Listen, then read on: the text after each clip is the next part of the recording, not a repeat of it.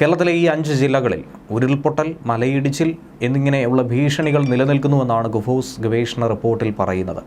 2018 പ്രളയത്തിന് ശേഷം ഇടുക്കി, പത്തനംതിട്ട, മലപ്പുറം, പാലക്കാട്, തൃശ്ശൂർ ജില്ലകളിൽ ഉരുൾപൊട്ടൽ സാധ്യത വളരെയധികം കൂടിയിരിക്കുന്നു.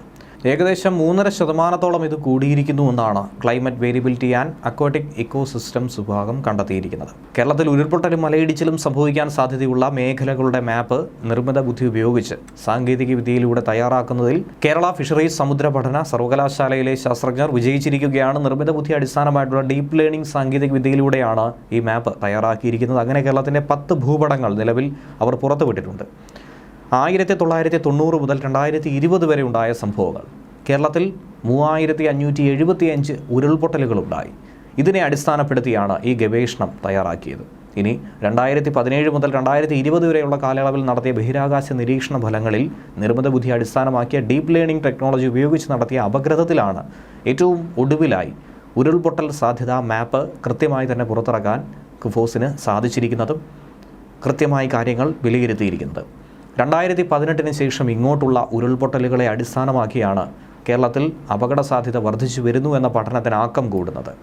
2018 പ്രളയം അത് മലയാളികൾ ഇന്നും മറന്നിട്ടില്ല. അതുകൊണ്ട് തന്നെയാണ് വീണ്ടും അത് ആവർത്തിക്കാൻ, അതുപോലെ ഒരു ഉരുൾപൊട്ടലോ പ്രളയമോ മണ്ണിടിച്ചിലോ ഒക്കെ തന്നെ സംഭവിക്കാൻ സാധ്യതയുണ്ടെന്ന് ഈ പഠന റിപ്പോർട്ടിൽ മുന്നറിയിപ്പായി നൽകുന്നത്. റിപ്പോർട്ട് അനുസരിച്ച് കേരളത്തിൻ്റെ 13% പ്രദേശങ്ങൾ ഉയർന്ന തോതിൽ ഉരുൾപൊട്ടൽ ഭീഷണിയിലൂടെ കടന്നു പോവുകയാണ്.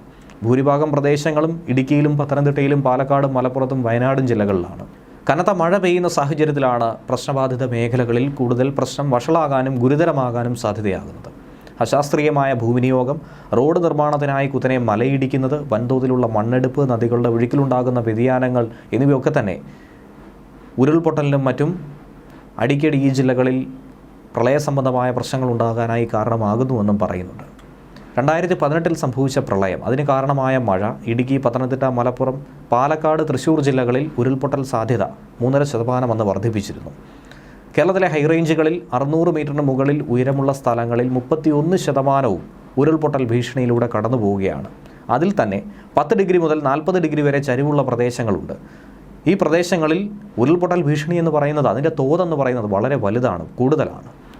ഇനി എങ്ങനെ ഇതിൽ നിന്നും രക്ഷപ്പെടാമെന്ന് ചോദിച്ചാൽ ഒരൊറ്റ മാർഗ്ഗം മാത്രമേ ഉള്ളൂ: അശാസ്ത്രീയമായ ഭൂവിനിയോഗം, മണ്ണെടുപ്പ് എന്നിവയൊക്കെ തന്നെ തടയുക. പ്രത്യേകിച്ചും ഈ മേഖലകളിൽ ഇത് മാത്രമാണ് ഉരുൾപൊട്ടൽ ഒഴിവാക്കാനുള്ള ഏക പോംവഴിയെന്നും ഗുഫോസ് വൈസ് ചാൻസലർ കൂടിയായിട്ടുള്ള ഡോക്ടർ ടി പ്രദീപ് കുമാർ പറയുന്നുണ്ട്. ഗുഫോസിലെ climate variability and aquatic ecosystems വിഭാഗം മേധാവി ഡോക്ടർ ഗിരീഷ് ഗോപിനാഥാണ് ഈ ഗവേഷണത്തിന് നേതൃത്വം നൽകിയത്. ഗവേഷണ വിദ്യാർത്ഥിയായ ലച്ചുവും പഠനത്തിൽ പങ്കെടുത്തിട്ടുണ്ട്. പൂനെയിലെ ഇന്ത്യൻ ഇൻസ്റ്റിറ്റ്യൂട്ട് ഓഫ് ട്രോപ്പിക്കൽ മെറ്റീരിയോളജിയും അമേരിക്കയിലെ മിഷിഗൺ ടെക്നിക്കൽ യൂണിവേഴ്സിറ്റിയും ഈ പഠനത്തിന് വേണ്ട സാങ്കേതിക സഹായങ്ങളൊക്കെ നൽകിയിട്ടുണ്ട്.